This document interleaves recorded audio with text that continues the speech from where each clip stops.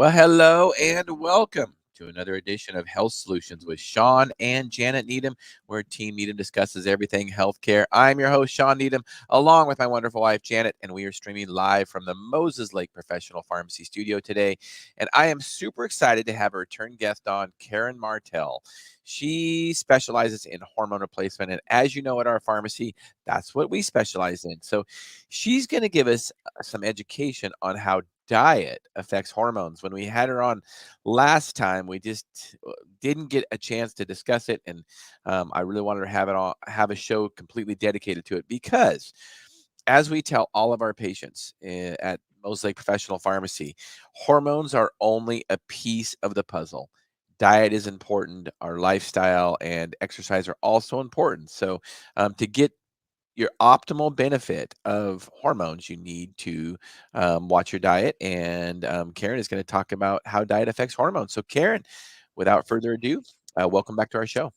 Well, thanks for having me back, you guys. I love being here, and I'm excited Shawn's coming on my podcast next week. So be sure everyone to tune into that because we're going to dive deep into the whole world of bioidentical hormones. So it's great. I'm super excited to be on. So, hormones and diet. First off, I think everybody can agree that it's really, really loud out there right now when it comes to diet. Shawn and I were just talking about this before we got on air about the carnivore diet versus the vegan diet. And there's a lot of hate and a lot of anger going on about which diet is right and what diet should we be doing. And the ketogenic world, the fasting world. And I'll tell you right now, I've been in this industry now for over 25 years, working with every diet under the sun. And I really feel like I've probably done every diet under the sun as well. And what I've come to realize over and over and over again is it really does come down to what is going on with you and your body. And when we're talking about hormones, we can really dial in our diet to support whatever hormonal imbalances or whatever hormonal phase we're in our life. And you will find research if you go on to PubMed, you will find research that backs up vegan diets, the carnivore diet, the paleo diet, the ketogenic diet, the Mediterranean diet, the blue zone diet. There's stuff to back it all up. There's science to show that carbs are good for you. Then there's science that shows that carbs aren't good for you. Then there's science that shows that animal protein is good for you, and then it's not good for you. Point being, you gotta listen to what your body needs. Shut the noise out, turn off your dang social media, and tune in to say, okay, what are my hormones doing right now? Now, what is the best diet for that hormonal imbalance? And then be open to changing that because it's going to probably fix those problems. And then you may need to shift out of that diet. Some of these diets, I really believe, aren't good for long term for a lot of women specifically. A lot of the really popular stuff right now, the intermittent fasting, ketogenic, carnivore, there's a place and a time for that. And there's some people that do need to maybe follow those diets for the rest of their life. But in most cases, they can be used as a therapeutic tool. And when things have healed, it's important for people to move away from that. So we can jump in now and talk about different hormonal imbalances depending on what your hormone results have told you. So you go in, you get your hormone done, your hormones tested. You've got your bioidentical hormones from Shawn. You're ready to roll. And a lot of women think I'm going to slap these on and it's going to be this magical weight loss cure. And it just doesn't work like that. So when it comes to what's happening hormonally and what diet should be done, so let's go through some of the most common hormonal imbalances that we're seeing today. So number one for women, of course, polycystic ovarian syndrome. It's the leading cause of infertility in women right now. When a woman has polycystic ovarian syndrome, she will have insulin resistance, and typically high testosterone goes with that. So on your labs, you'll see this really elevated testosterone, as well as an elevated blood sugar, like elevated hemoglobin A1C, insulin. So when we see that, we immediately have to also check what is the thyroid doing, because the thyroid has a massive impact on PCOS. And there's two very different diets, one for thyroid, one for PCOS and insulin resistance. And the two don't go very well together. So always check those two first. Now, if it's just PCOS and there's no hypothyroidism with it, we need to be doing a lower carb diet. And that's when things like the carnivore diet, I honestly, like, I've never seen a diet work so well as carnivore for reversing insulin resistance. And it's going to be tough for some people, but I'll have people that have been on a ketogenic diet for a year and their hemoglobin A1C is still terrible. They're still insulin resistant or type 2 diabetic. And they're like, what? Like, all I'm eating is vegetables, fat, and meat. How is this possible, Karen? I put them on a carnivore, and I'm not kidding you, 1 week, their insulin resistance reverses. It can happen that fast. And I don't know, like, I've interviewed Paul Saladino and Shawn Baker, and I've asked them, like, what do you think that is? Like, could it honestly be that just that little amount of fibrous vegetables could be still impacting someone's blood sugar? They didn't have an answer. So I'm not sure. It's just like, I think it's just that complete removal that seems to really kick it into gear and help to reverse it. But we don't want to stay there for too long. Like I said, we want to pull out of that as fast as possible, right? We want to heal, and then we want to start putting those fibrous vegetables back in and seeing if we can tolerate them. If it's hypothyroidism with PCOS, you don't want to go carnivore. There's a lot of controversy in the whole keto world and carnivore world about whether or not a low carb diet will affect your thyroid. And they'll tell you, and you'll hear this all the time, that nope, it doesn't. It just, we'll see T3 going down, our free T3 going down, but that's just because we're utilizing our thyroid better. Bull crap, everybody. That's not true. If you actually look in the studies and you go into PubMed, and I've done this because I was like, I need the answer once and for all. So I dug through all the research. Everything showed that if you go on a calorie restricted diet or a low carb diet, and most of the cases, low carb diets do create a calorie restriction naturally, because you just can't overeat animal protein. It's very challenging. It's the reason why keto and carnivore can work so well for weight loss, because it does create a natural calorie restriction without trying.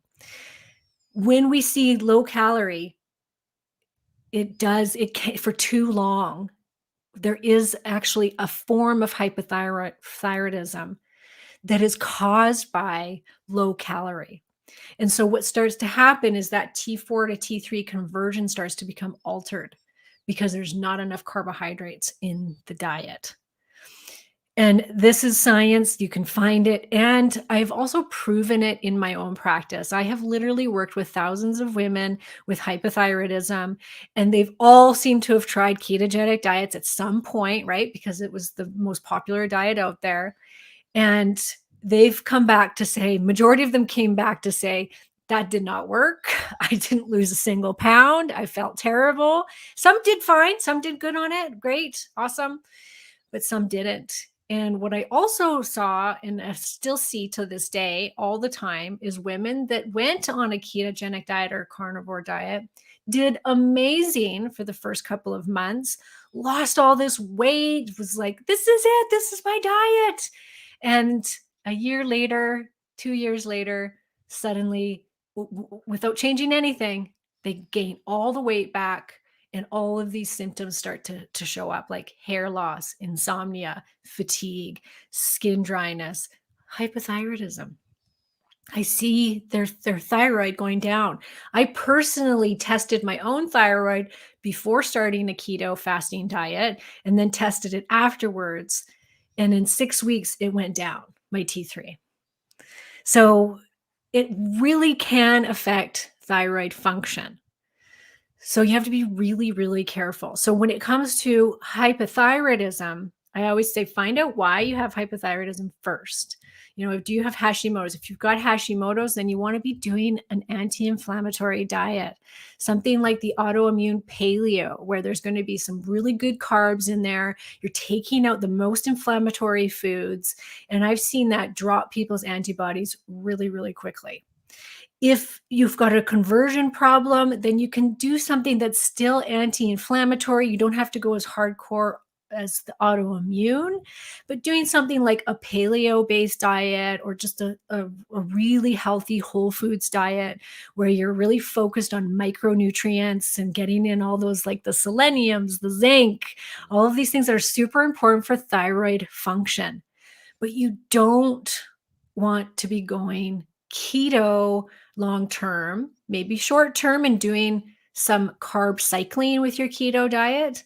Great. That seems to really preserve the thyroid and help that metabolism to stay up. And then you get metabolic flexibility, which ideally, this is what we all are wanting to go towards, is metabolic flexibility, which means you can go into ketosis, but then you can pull right out and you can go into the whole glucose world and get in your carbs. And then the next day, drop those carbs and you're right back into ketosis again. That's ideal. You go too low carb for too long, and that's signaling to the female system that there's not a lot of food around. There's a big fad right now, which is 1 meal a day. I'm sure you guys have heard of that, the OMAD diet. Once again, works like a charm in the beginning because you're drastically cutting calories. Weight loss happens over time. The hormonal system goes, there's not a lot of calories coming in here. We must be in a famine or in winter. Let's slow down this hormone production, because God forbid this person gets pregnant because they couldn't sustain the pregnancy. And we always have to remember, we're here just to procreate as women. That's it. On the inside, it doesn't realize that, no, we're choosing not to have children these days, or that there's Right. Food lining the grocery shelves and we can go get access to it anytime. The inside of your body doesn't know that. It is just simply here and driving itself to procreate. That is it. So you have to take that into consideration when it comes to diet. I've seen a lot of women who have come to me after 2 years of OMAD or keto, and they lost their period. I had a girl, she was like 28 years old. She hadn't had her period in 2 years. And I said, well, why are you still continuing to do a ketogenic diet and fasting so much? She's like, well, it worked in the beginning and I lost a bunch of weight. And I'm like, yes, but have you lost any weight in the last year? She's like, no. Like, and you've lost your period and now you're going to try and have a baby. That's, you just can't do that to yourself. We're women. We are here to feed a baby. So you start starving yourself out and start going super low carb or no carb or 1 meal a day. Your hormonal system does not like this. It's really good to do sometimes. Sometimes it's good to have just 1 meal a day, but not every day. You will pay for it hormonally, and you will end up in the end gaining weight. And it's really hard to get this through our head because it can work so well in the beginning because you feel so good in the beginning. Men, on the other hand, when it comes to the ketogenic diet and fasting, we see their testosterone go up. You guys are like, it doesn't matter what's thrown at a man, they'll still procreate no matter what. Right. they can still throw the seed around. It's not the same for women. They don't carry the child. So we actually see women's FSH go up when a woman is not eating enough and that she's going too low carb. So very tricky, right? Right. So I'm going to have Janet ask you some questions, because I think she's got some comments or some questions here. So Janet, go ahead and ask Karen what you're thinking. Well, I think she touched on a few thoughts, because sometimes you hear the argument, calories in, calories out, and that, that's all that really matters. And what we're really hearing from you is that really the type of calories and how we are eating it can be extremely important, especially for women. Men, I guess they get away with it, and I like also the comment about, we can kind of trick our body a little bit if we kind of adjust, which makes sense because, our lifestyles are not always the same. There can be times where, it is healthy to fast for a day or so, or cut our calories lower for a couple days, but then introduce some of those carbs or calories back in, which makes our body go, okay, I'm going to adjust to that. So that's kind of what I'm hearing from you. Exactly, Janet. Like your body will always adjust to what you're doing. So calorie in, calorie out, it does work for a while. Mm-hmm. And that theory, it still stands. It still has to be there.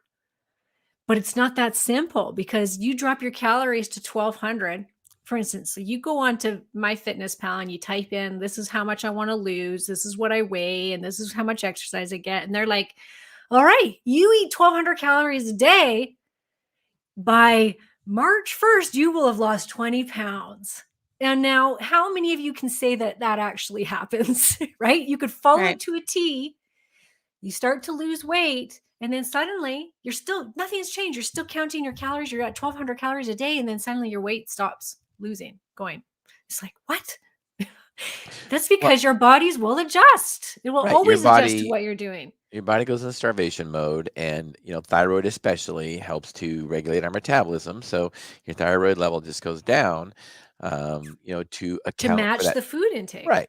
Now, I will say this: I've done a low calorie restriction before. When 12 years ago, I lost 60 pounds, and I did it by mostly caloric restriction and very low calories for sure. And I experienced the same thing. I mean, my metabolism went down completely. I knew it was my thyroid, not that I necessarily had it checked, but I started to feel cold when I used to not feel cold. So I knew my thyroid metabolism was way down. Now, I will say this: one of the ways to get your metabolism back up, probably the most effective way, is not necessarily eat more, but exercise. And then you can eat more. And I'm not saying you should eat junk, but exercise is really, really what made it to raise, double my my basal metabolism. So, I can't stress, it's, diet is part of it, but so is exercise. It's so important. And eating around exercise, and just like you say, metabolic flexible. I think if you look at our ancestors generations and generations ago, um, just like now, we don't always do the same thing every day. If we do, we could always eat the same thing every day. But I know, most anybody that has any kind of exercise program, you're going to want to eat more on the days you exercise, and maybe the days you take off, eat very little. Yes. Right? Yeah. And that's I think, the trick, because you have to remind yourself your body loves homeostasis, doesn't like to lose weight. It hates to lose weight. So it's going to fight you tooth and nail. So if you've got a lot to lose, the calorie restriction model can work for quite a while because you've got a lot of fat to lose. But eventually the body goes, we're going to lower the metabolism so we can meet this caloric intake. It's why people that are on one meal a day, they lose weight in the beginning and then it just stops. But according to these calculators and the whole calorie and calorie model, well, that shouldn't happen. I'm only eating 800 calories a day. I should be dropping weight all the time. And if that was the case, weight loss would be super freaking easy and none of us would be here right now, right? We wouldn't be talking about it. But that's not the case. Your hormones start to shift and start to go, okay, this isn't good. We don't want to lose weight because then we can't procreate. Don't stop, stop the metabolism, slow everything down. So you have to work with your physiology. You got to work with the hormonal system. So you have to support the hormones while you're dieting. And I came up with a diet so I went through the keto phase, the paleo phase. I went through the fasting phase. I did it all. Like I said, I've been vegan, I've been vegetarian. And after working with so many women and seeing these repercussions of these extreme diets, I came up with something that works with a woman's physiology, which is it's nothing new. The people have heard of this before, but calorie cycling and carb cycling, so that there's days where you've got a normal amount of calories coming in. So for somebody like myself, that might be around 1,800 calories, 2,000 calories if I worked out that day. And then the next day, like you said, Shawn, maybe I'm not working out. Then guess what? I'm going to fast till like 12, 1, 2 o'clock in the afternoon, have 2 meals that day. The next day, I'll go back. Maybe I'll go low carb for the day, but I'll have enough calories throughout the day. And then the next day, it's a weekend. I'm going to increase the calories, have myself some treats. But when you look at it from a week's point of view, we are in a caloric deficit by the end of the week. But we have signaled to our hormonal system that everything's fine. There's lots of food around. No need to slow down the thyroid. We're all good. And so then it preserves the metabolism. And so I feel like that's such a great way to have maintenance, basically, like eat that way all the time. Go with your cycle. I tell women this constantly. First half of your cycle, we are estrogen dominant. We've got tons and tons of estrogen in our body and barely any progesterone. We also have a ton of testosterone. So utilize this. Estrogen makes us more insulin sensitive. Testosterone makes us more frisky and want to get out there and like lift some weights and go exercise and do a HIIT class. Estrogen gives us serotonin, which makes us happier. We are more social. That's the time, if you ask me, to do things like fasting more, do more low carb, exercise more. That's when you do the HIIT classes and the big workouts. Second half of the cycle, estrogen comes down, so does testosterone, and progesterone goes up. Progesterone is this very calming hormone, very anti-anxiety. It raises our metabolism, thank goodness, because at this time, because we dropped that estrogen, now we get a little bit depressed. We want to make serotonin because that estrogen's not there anymore. So how do we make serotonin? Carbohydrates. So your body starts to crave these carbs. It's when it's really tough for women to say no to the chocolate and the higher carb count. So save it for when it's harder. And like I said, metabolism comes up, so it kind of counteracts that extra carbs that you're going to have in your diet. That's the time to do more like yoga, walking in nature, maybe just a little bit of weightlifting in a fitness class, but nothing too extreme. And roll with that. Don't do as much fasting, eat more dark chocolate at that time. And if you can follow that and really tune into that, then now we're working with our hormones. We're working with the weight loss the way it's meant to be worked with. If you're in menopause and you're like, Karen, I don't menstruate, so what do?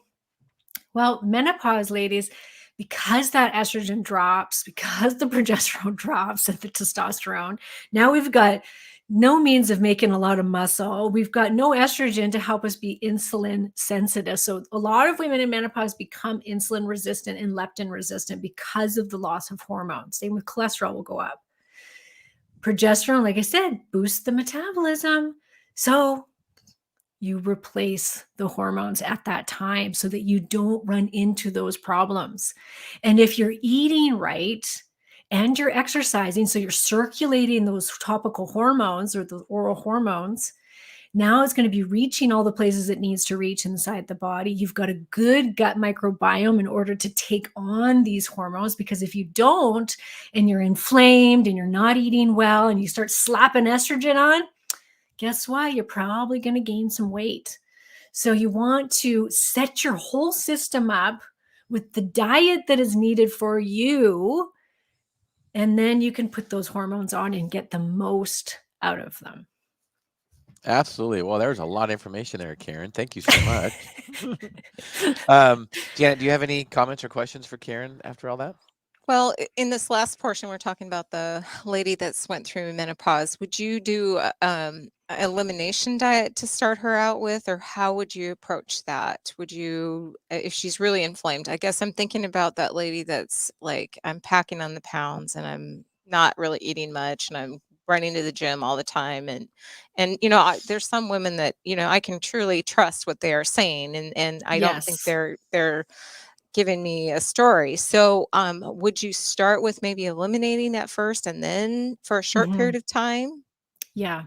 So as much as I'm open to all sorts of diets, I've definitely seen, especially for menopausal and perimenopausal women, that the primal based diets are easiest to follow and the easiest weight loss. And I think it's because we are taking the inflammatory foods out, right? If you follow a paleo based diet, which is moderate amount of carbs, we're still eating fruit, sweet potato, things like that. Some people can even get away with having a little bit of full fat dairy in there.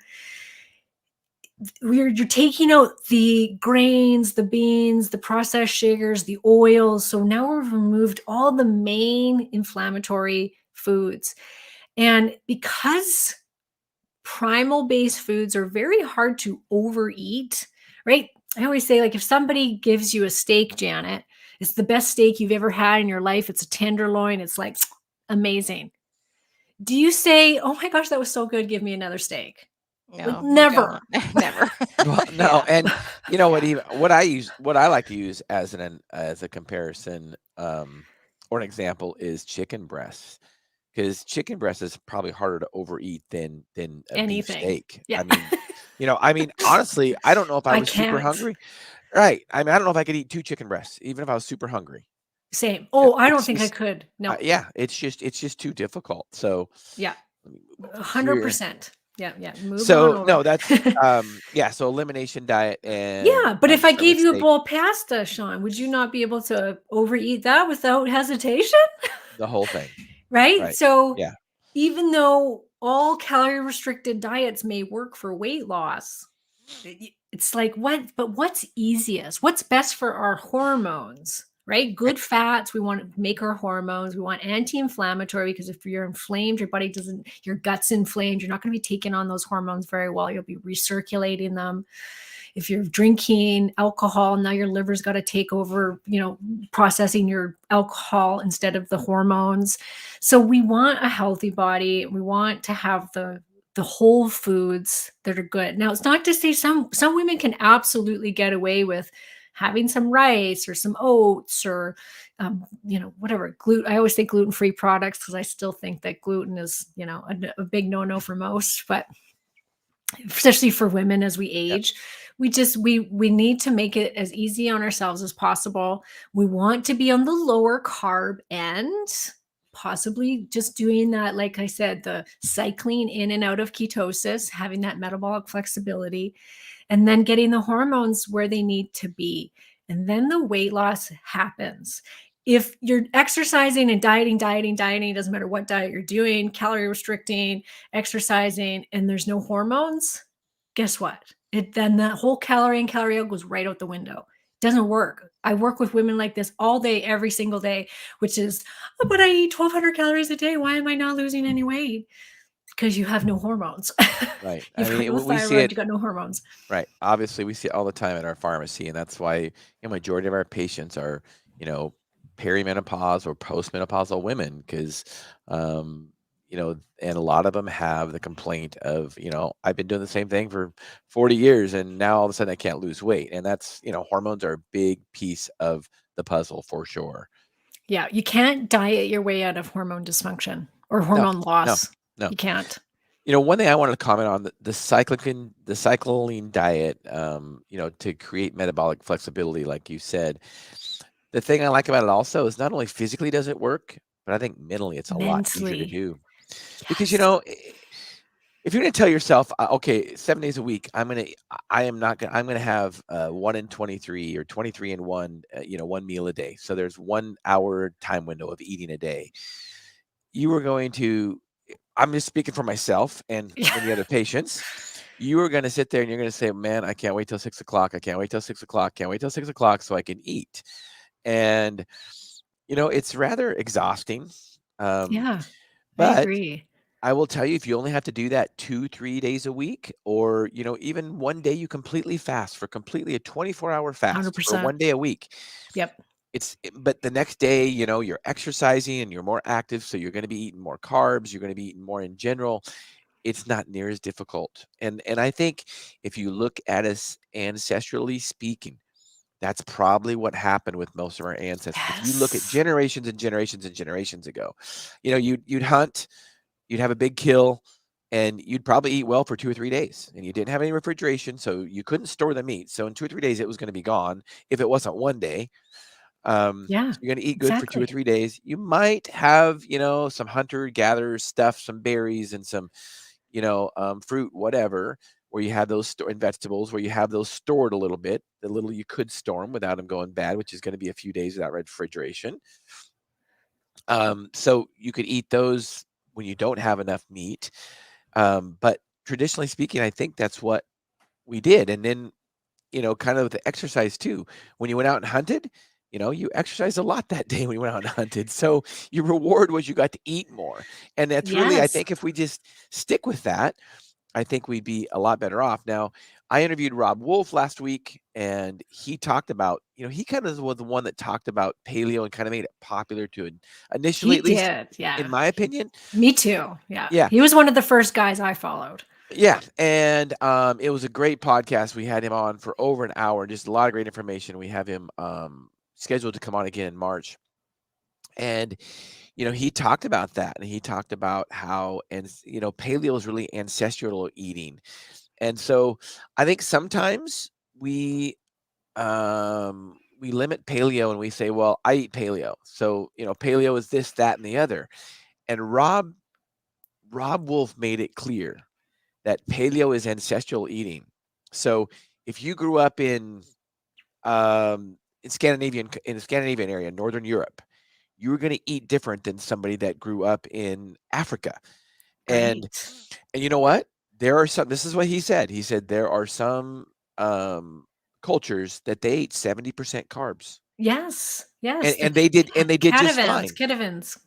Yeah, Something like yeah. that. Yeah. I would imagine, yeah, and then I think of culturally speaking, let's say the native Alaskans or the Eskimos in Alaska. Yes. Very high fat. Very high fat, very, very low carb. They just didn't have it, right? No. They had mostly meat, and they were able to dry it and store it so they could eat it year round. So it's very high fat, very high protein. Yet that's another reason when they switch over to, a diet that is even very much in carbs, they do very, very horribly. Yes. There are some cultures, that if they ate carbs, as a culture years and years ago, they still do very well with them. Now Yeah. that doesn't mean any of us should eat processed foods, and that doesn't mean that No. I Yeah. don't. But Yeah. that's probably the biggest issue is processed foods. That's the whole issue. Because Yes. if we say paleo at all, that means you're not eating no matter what, if it's high carb paleo, low carb paleo, you're not eating processed foods because that's not what you did. Exactly. I always say too, like, think about what your great grandmother ate like. Right. Right. Obesity was like unheard of. There was no such thing as calorie counting. They ate 3, if they were lucky, meals a day. There was no snacking. It was just like a Nope. very, like, you had your eggs, maybe some oats and some lard on your homemade bread, and that's what you had Yep. for breakfast, right? Yep. Lunch would have been same homemade, maybe bread with some real meat on it, like, and then Right. dinner, meat, potatoes, and vegetable. That's it. Right. There was And not this that's what constant snacking and all this and no. all the processed foods and colors, and oh my God, we're just being slaughtered with right now in North Yeah. America. And that's part of the problem is we just have access to food 24/7 darn near. And I know, you just brought up bread, and I've said this on our podcast before, I believe, or I've talked to a lot of people about this. Bread gets such a bad rap, Yeah. but you know what? You can read there are cultures that baked bread thousands and thousands of years ago, and we did not have the chronic obesity with all the chronic disease that we have now. Yeah. So it's not bread. In fact, I dare anybody. I mean, I really dare anybody in today's cultures. This is what I tell them. It's like French fries or potatoes. And I'll give that analogy next. But with bread, I dare anybody to eat too much bread. But here's the caveat: you can't go to the store and buy it. You got to make it from scratch. You won't Yeah. eat too much, Yeah. especially if you have a family. You won't because you won't. It's too much work. Yeah. It's going to take you a half a day to build it. And this is what I challenge you to. If you want to eat French fries, eat French fries. I want you to make them yourself. I want you to cut up the potatoes yourself. I want you to deep fry them yourself, the whole shebang. And I want you to eat too many French fries. I dare you. Yeah, that's I pretty mean, much how we eat French fries in my house is once, and I'm not kidding, like we'll maybe do this 3 times a year. because it's a lot of work. Yeah, It's a so lot of much work. work. Yeah. Right. I've done it before, and it is a Yeah. lot of work to cut up those potatoes, get the oil boiling, and fry the fries. It's a lot of Yeah. work, but it's really easy when you just go to fast food or you take them out of the freezer and you just warm it up in the oven or whatever. Those are really easy to eat because you just have an unlimited source. So that's another thing about processed foods is one of the problems is you don't have to prepare it. If we have to prepare our food, we're not going to eat too much bread. We're not going to eat too much, French fries or potatoes. And potatoes are one that gets a bad rap. And I look at it I love generationally speaking. potatoes. Yeah, and generationally Love them. speaking, like you said, there were We cultures that for lived on years potatoes. lived on Yeah. potatoes. That they're easy to They're cultivate. cheap. They're Yeah. cheap, right? And they're a good calorie source. And they store well. I mean, they're They one of the do. few vegetables, that can store all year long as long as you keep them cool. I mean, pretty Yeah. much. So, Yeah. they're a great source of food. I think it's just so important for everybody to go, what do I need right now? Like all these great whole foods, like if you eat fermented sourdough bread or you're making your own yogurt, like all of these things can be really healthy for one person, but for the next person, if you're diabetic or insulin resistant, or you've got an autoimmune disease or really bad gut problems, then these foods, even though they're super healthy and good, you got to pull them out for a while and you got to repair your body. But the Yep. goal is to try to incorporate these things back in. I mean, I've been working on my own diet for like 10 years. I just finally got rid of my histamine issues and I can eat citrus fruits again. I've been putting a smidge of gluten here and there, but it doesn't bother me like it used to. I used to blow up and have this great big gut from it. And I can eat a little bit of these little grains here and there now. And it's like, woohoo, I can eat this Right. again. But And some people can, and it's great. Right. And it's a dynamic process. Like you say, it's always changing and Always everybody is changing. different. And I tell patients all the time and on our podcast, I say, look, you got to find out what diet works for you. There are some good ones out there. The only bad one is I think the SAD, which is a standard American diet. That's obviously a bad diet. I mean, Yeah. that goes without saying, right? But other than that, there's keto might work, paleo might work, not for Yes. everybody. Carnivore might work, not for everybody. I think I like to give the comparison to I have a twin brother. He's an identical twin brother. We share a lot of the same traits. One of the things we do very differently is our workouts. So he is a bodybuilder and I'm an endurance athlete. So, Ah, he exercises a lot different than I do. that's so Uh, strange. You look like you would be a bodybuilder, not a you strange. Like I've I seen know. your pictures It is online. well, yeah. You've got that Well, stocky, big yes. muscle Well, look. well, thank you. Thank you. That's a compliment. Yes, And it I is. I just happen to be a mesomorph, which is my body type, which makes me put on muscle mass very easy. And I will tell you that does make endurance sports a little bit more difficult because I can put on body mass very easy. But that also means I can put on muscle mass, which means I can be very strong. So, um, when I go to races, I mean, I'll get comments all the time like, "You look like a bodybuilder," because I'm racing against these guys that are 135 pounds and they're Lean. 5'9" and they don't have a big upper body. And I mean, I don't want to look like that, honestly. And maybe it does hurt my competitiveness, but I would rather do this for overall health than, just for, how fast can I race? I want to be the healthiest person I can. And I believe in putting on as much muscle mass as you can without getting too bulky like some bodybuilders do. I know the bodybuilder's going to kill me for that one, but that's what a healthy male should look like, in my opinion. We should have muscles everywhere, legs, upper body, everything. Whereas a lot of cyclists don't. So getting off that tangent. So that was a good compliment though. Thank you, Karen. So but what I'll tell them when they say that, when I'm, on the podium, they're like, wow, you look like a bodybuilder, and I'm standing on the podium. I'm like, well, you got to see my brother. He really is a bodybuilder and he's a lot bigger than me. So, but he doesn't eat very much carbs. And I will say we get into debates all the time because he tries to tell me how to eat. And I'm like, dude, you have never ridden a bike at threshold heart rate for 2 hours, and so it's really difficult for you to tell me to eat ketosis or eat sardines or drink oil while I'm at threshold heart rate. It doesn't work that way. It just doesn't work that way. And so, No. right. Anyway, I eat totally different than he does. I eat a lot more carbs than he does, obviously, because I'm burning them. Um, and Yeah. he eats pretty much paleo, carnivore, keto, because because his workouts don't require a lot of carbohydrate because he's not burning them. So I think it's a perfect example that I can use to say how it's not just about your genetics, it's about your environment too. Shane and I obviously share the Right. same genetics, but we have to eat differently because we work out differently. So Yeah. Yeah. And my sister, she's this like little beanpole, super skinny, and she's a sugar fanatic. She probably pounds back about 5,000 calories a day. And look at her, like she's tiny. right, If I did that, I would be like 300 right, pounds. right. And I'm like, yeah, hello, calorie in, calorie out works? I don't think so. Like, Yeah, no, there's other things at play here. that's right. But yes, it's important, I really think, to find your weight loss code. Talking about Rob Wolf, he's got a great book that's all about carb tolerance, and everybody's going to be different. Like I can eat ice cream till the cows come home. I never gain weight. I can eat potatoes all day long, never gain weight. Put me on rice, cake, cookies, I blow up. So Yeah, it's every single one of us is going to need something different. And it's really important to quit jumping onto the next best diet and instead just do some testing.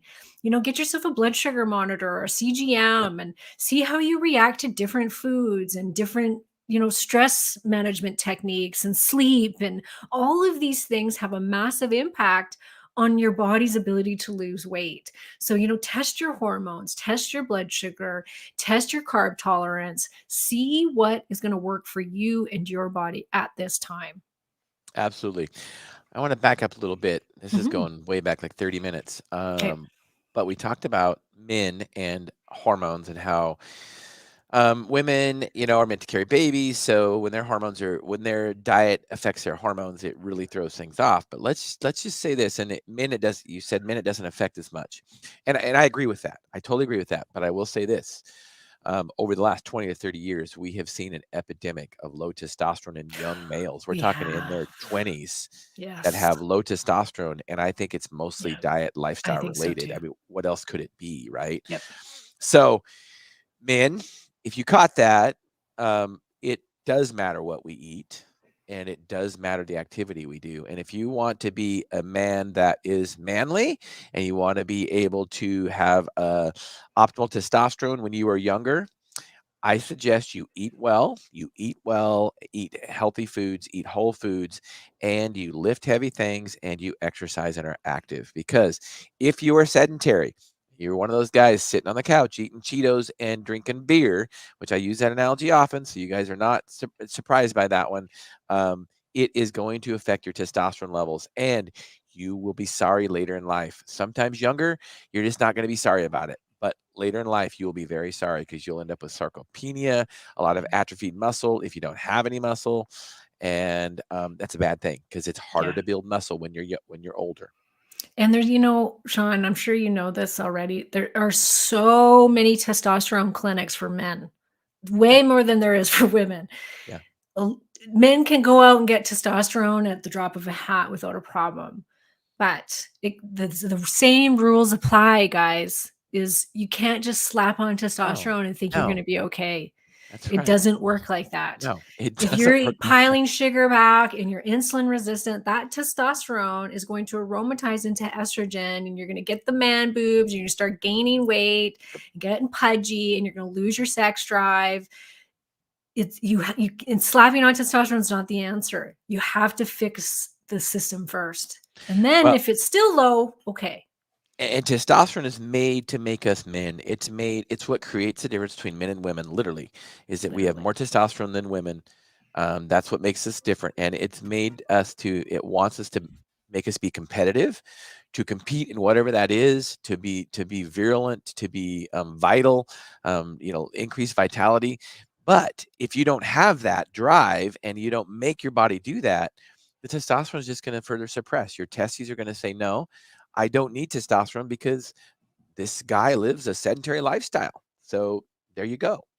Yeah, and it's so interesting that too much sugar and processed foods in a woman will create high testosterone, and in men, it'll create high estrogen.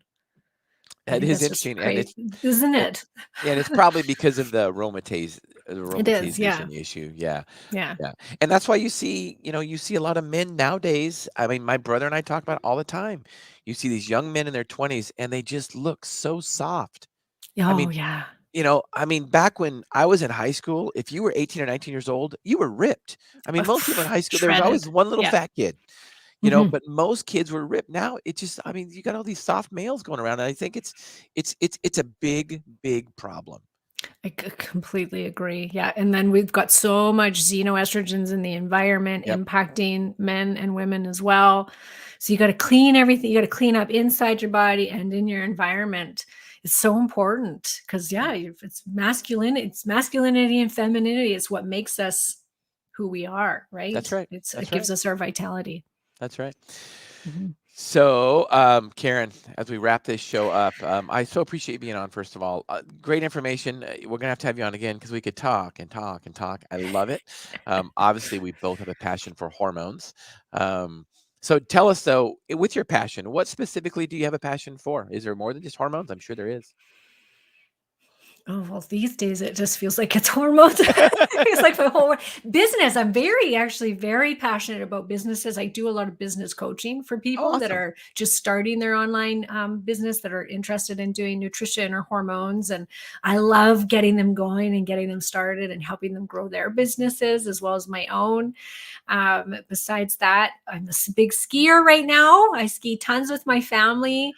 Love that. And I'm a big traveler, or was, not so much the last couple of years, but Yep. and since having children, but I've traveled the world. I've lived in India. I've lived in Mexico, Tokyo. Wow. I've was in Nepal for a couple of months. I've been all over the place. So those are my passions, I would say. That's right. You live in British Columbia, don't you? I do. Yeah. Probably I did some of live the, in the States too. I lived in the States for 2 years. I lived in yeah. Colorado. And so you live close to Whistler? Yes, Okay. 4 or 5 hours. Yeah, yeah. I mean, I've never skied there or snowboarded there, but I've mountain biked there a lot, and I really miss Whistler. It's the best mountain biking Beautiful. park in the It world, is. And hands it's down. stunning. Although, Shawn, come to where I am. We are known to have the best mountain biking. Where's that at? It's called Kamloops, British Oh, Columbia. yeah. I've read about it. Yeah. So we have a great ski hill called Sun Peaks. And in the wintertime, I mean, in the summertime, it's just exploded in the last 5 years for mountain bikers. It's huge. Awesome. So, Awesome. and I'll cheaper look it than up. Whistler. Yeah, right. Whistler ain't cheap. No, it's not. It's not. Well, thank you for being on, Karen. I really Thanks for appreciate it. having me. Yeah. If anybody wants to get a hold of you, what's the best way to get a hold of you? KarenMartel.com as well. My podcast, The Other Side of Weight Loss, which is Awesome. tons about what we were just talking about here today. So, Yep. And I'll be on your podcast next week. yes, it won't be Sure. aired next week, but we're recording next week and it'll be shortly after that. Perfect. Awesome. I so appreciate being on. And you'll want to tune in this Wednesday, 10:30, I believe. I'm going to have Anna Rockstar is her name, and she has a weight loss transformation story. She's lost like 100 pounds, and she's teaching women how to, exercise and lose weight. And I'm really super excited to have her on and just continue this, never-ending journey of educating and empowering people to take charge of their own healthcare. That's what this podcast is all about. Yeah, awesome. Thanks for having me. Thanks, Karen. I really appreciate it. So thanks you, everybody, for tuning in and listening and watching. You've been listening to Health Solutions with Shawn and Janet Needham. Tune in Wednesday. We'll have Anna Rockstar. She has a big transformation of her weight loss. I think 100 pounds she's lost. So we'll be showing some before and after pictures, and she's going to show you how she can help you. So tune in Wednesday, 10:30 a.m. Pacific Standard Time. Thank you for listening and watching.